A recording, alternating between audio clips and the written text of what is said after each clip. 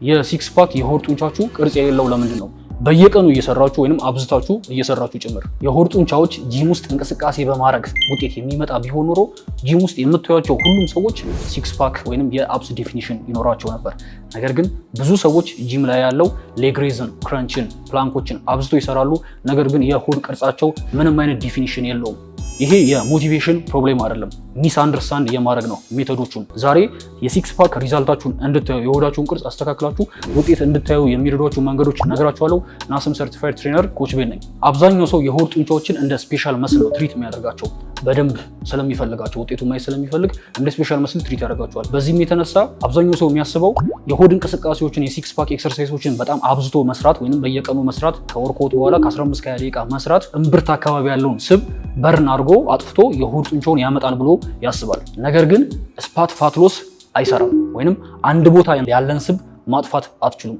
የሆድ እንቅስቃሴ አብዝታችሁ በመስራታችሁ ሆድ ላይ ያለን ስብ ልታጠፉ አትችሉም። ሰውነታችን ፋትን በዚህ መንገድ አይደለም በርን የሚያደርገው። ስለዚህ የሆድ እንቅስቃሴን አብዝታችሁ በመስራታችሁ የሆዳችሁን ጡንቻ ልታጠነክሩት ትችላላችሁ። ነገር ግን እዛ አካባቢ ያለውን ስብ ልታጠፉ አትችሉም። ለዛም ነው አብዛኛው ሰው የሆድ ጡንቻን አብዝቶ ስለሚያሰራ የሆድ ጡንቻ እንደጠነከረ ይሰማዋል። ነገር ግን ቅርጹን በአይኑ ማየት አይችልም። ሁለተኛው የሆዳችሁን ጡንቻ ቅርጹን የማታዩበት ምክንያት ካሎሪዎችን በትክክል አንደርስታንድ አለማድረግ ነው። አብዛኛው ሰው በኮቺንግ ህይወቴ ምግብን ፐርፐዝ ሆን ብሎ ሲበሉ አይስተዋልም፣ ወይም ሆን ብሎ ሰው ኦቨርኢት አያደርግም።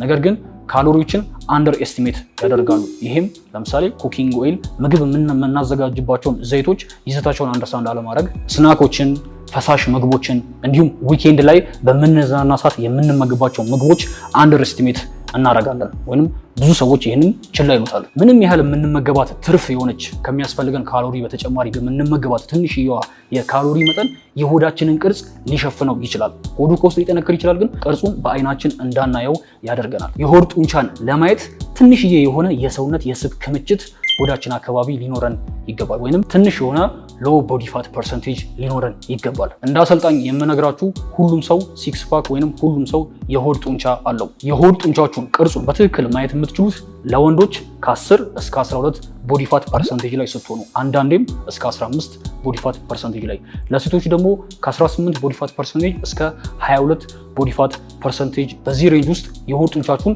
ቅርጹን በትክክል ማየት ትችላላችሁ። የሲክስ ፓክ ኤክሰርሳይሶች መስሉ ቲክነስ እንዲኖረው ቅርጹ በትክክል ፕሮሚነንት ሆኖ ዴቨሎፕ እንዲሆን ወይንም የሚያምር የሚታይ የሆነ የመስል ማቹሪቲ እንዲኖረው ያደርጋሉ። ነገር ግን ፋት ሎስ ከላይ ያለው ስብ ደግሞ ቀልጦ በሚጠፋ ሰዓት ጡንቻውን በአይናችሁ በትክክል ማየት ትችላላችሁ።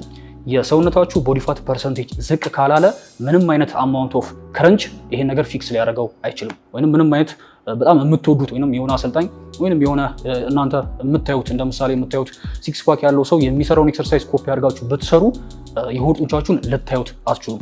ቦዲ ፋታችሁ በትክክል መውረድ መቻል አለበት። ታዲያ መፍትሄው ምንድን ነው? ወደ መፍትሄው ከመሄዳችን በፊት ይህን ቪዲዮ እስካሁን እያያችሁ ከሆነ ሰብስክራይብ ማድረግ እንዳረሱ።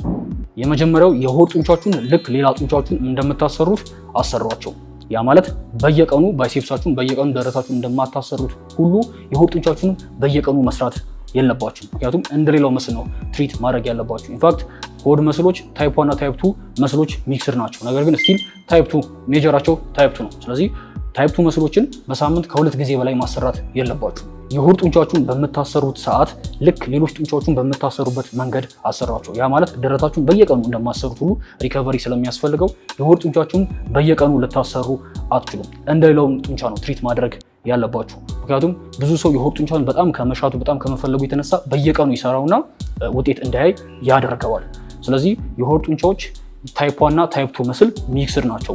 ሌሎች አርም፣ ባይሴፕስ፣ ሌሎች ትልልቅ መስል ግሩፖች ታይፕ 2 መስል ናቸው። ስለዚህ ታይፕ 2 መስሎች ብዙ ጊዜ ለስፒድ እና ለፓወር የተሰሩ ስለሆኑ በትንሽ ሬፕቴሽኖች ውጤት ማየት ትችላላችሁ። የሆድ ጡንቻ ግን 52 እና 48% ወይም 50% ታይፕ 1 እና ታይፕ 2 መስሎች ናቸው። ስለዚህ ሁሌም ታይፕ 1 መስል ከሆነ ስሎ ትዊች መስል ፋይበሮች ናቸው። ብዙ የሆነ ሬፕቴሽን ለኢንዱራንስ የተሰሩ መስሎች ናቸው። ታይፕ 2 ደግሞ ከሆነ ለፓወር እና ለስፒድ ስለሆነ ፋስት ትዊች መስል ናቸው። በትንሽዬ ሬፕቴሽን ውጤት ያሉ። ስለዚህ የሆድ ጡንቻችሁን በምታሰሩ ሰዓት በየቀኑ መስራት ሳይሆን መስሉን አንደርስታንድ በማድረግ በሳምንት ከ2 እስከ 3 ቀን መስራት አለባችሁ።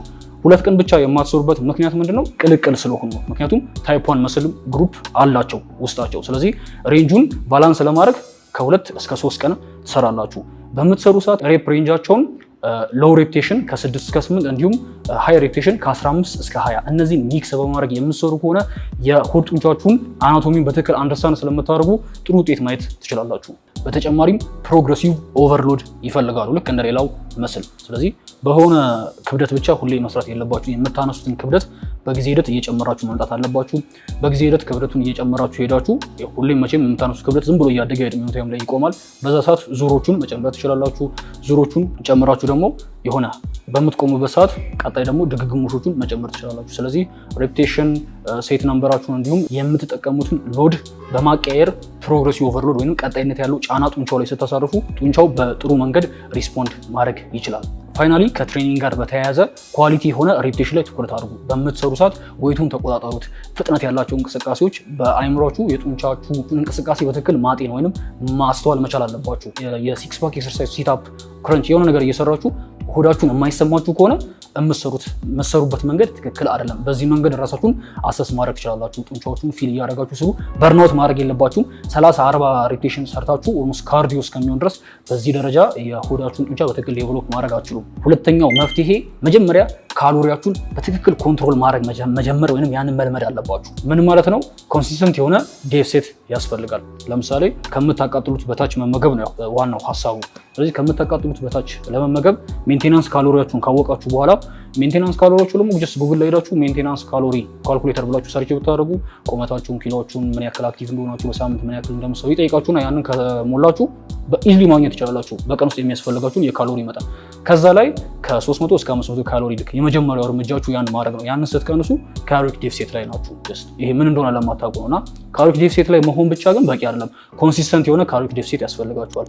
የሆነ ካሎሪክ ዴፊሲት ለምሳሌ ከ4 እስከ 8 ሳምንት ኦር ደግሞ ከ4 እስከ 6 ሳምንት ከሰራላችሁ አሁንም እዛው ላይ ከሆናችሁ ውጤታችሁ እየቀጠለ አይሄድም። ስለዚህ ኮንሲስተንት ወይም ቀጣይነት ያለው ካሎሪክ ዴፊሲት ያስፈልጋችኋል። ፕሮቲናችሁን ፕራዮሪታይዝ ማድረግ አለባችሁ። ምክንያቱም ሲክስ ፓክ ጡንቻዎች ናቸው፣ ይፈልጋሉ በቂ የሆነ ፕሮቲን። እንዲሁም ሌላው ሰውነታችሁም ያንን ጡንቻ ግሮ ለማድረግ አሚኖ አሲድ ስለሚፈልግ አሚኖ አሲድ ልታገኙ የምትችሉት በበቂ ሁኔታ ከፕሮቲን ነው።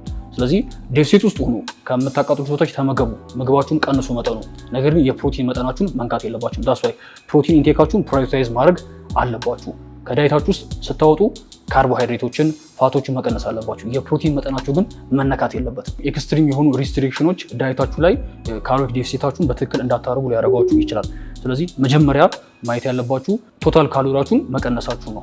ከምታቃጥሉት በታች መመገባችሁ እሱ ሞር ኢምፖርታንት ነው። ነገር ግን አንዳንድ ሰዎች ኮሚትመንቱ ሳይኖራቸው ወይም ዲሲፕሊኑ ሳይኖራቸው እነዚህ ምግቦች አልመገብም፣ ምክንያቱም ይሰማሉ፣ እነዚህ ምግቦች ያስወፍራሉ፣ እነዚህ ምግቦች ጥሩ አይደለም የሚለውንና እነዛን ኤክስትሪም የሆነ ሪስትሪክት የምታደርጉ ከሆነ ራሳችሁን ከተለያዩ ምግቦች የምትገድቡ ከሆነ እና መጨረሻ ላይ ራሳችሁን በልታችኋቸው የምታገኟቸው ከሆነ መጨረሻ ላይ ለምሳሌ አንድ ሰው በሳምንት ውስጥ ካሎሪክ ዴፊሲት ላይ ሆኖ ነገር ግን እሁድ ላይ በሚዝናና ሰዓት ከጓደኞቹ ጋር እነዛን አልመገብም ያላቸው ምግቦች አብዝቶ በልቶ ራሱ ሊያገኙ ይችላል። ስለዚህ በዚህ ሰዓት ነው ዳይትን በቀጣይነት ማድረግ የማትችሉትና ኤክስትሪም የሆነ ሪስትሪክሽን ውስጥ ከመግባታችሁ በፊት ቶታል የሆነውን ካሎሪ በትክክል መቀነሳችሁን ቼክ አድርጉ። ሶስተኛው ቢግ የሆኑ ሊፍቲንጎች ላይ ትኩረት አድርጉ። በጣም ትክክለኛ የሆነና ዴቨሎፕ የሆነ የሲክስ ፓክ ውጤት ማየት የምትፈልጉ ከሆነ የሆድ ጡንቻዎችን በትክክል ማየት የምትፈልጉ ከሆነ ቢግ ሊፍቶች ላይ ፎከስ አድርጉ።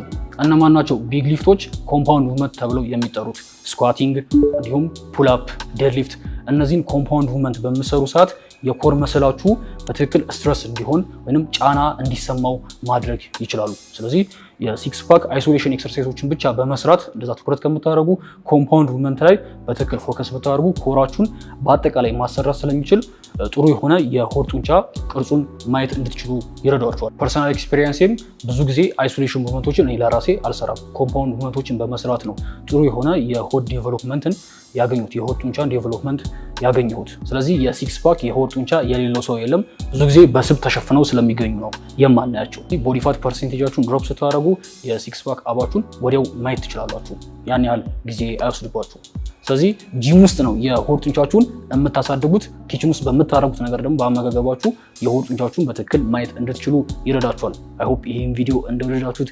ቪዲዮ ከተመቻችሁ ላይክ፣ ሰብስክራይብ ማድረግ እንዳትረሱ። እንዲሁም እኔ ኦንላይን ኮች አድርጋችሁ ራሳችሁን ትራንስፎርም ማድረግ የምትፈልጉ ታች ላይ ባለው የዋትሳፕ ቁጥር፣ ኢሜል አድራሻ ልጽፉልኝ ትችላላችሁ። ፎርም ልኬላችሁ ሬጂስተር አድርጋችሁ የኔን ኦንላይን ኮቺንግ ጆይን ማድረግ ትችላላችሁ። እዚህ ስክሪን ላይ እንደምታዩት ራሳችሁን ትራንስፎርም ለማድረግ የ3 ወር፣ የ6 ወር፣ የ8 ወር የተለያየ የፓኬጅ አማራጭ አላችሁ። ኦንላይን ኮቺንግን ጆይን ማድረግ ትችላላችሁ። እንዲሁም ይህን ቪዲዮ ስፖንሰር ያደረጉልን ኤሌፋንት ኒውትሪሽኖች ናቸው። ታች ላይ ባለው ስልክ ቁጥር አገኟቸው። በቀጣይ ቪዲዮ እስክንገናኝ ድረስ ባባይ።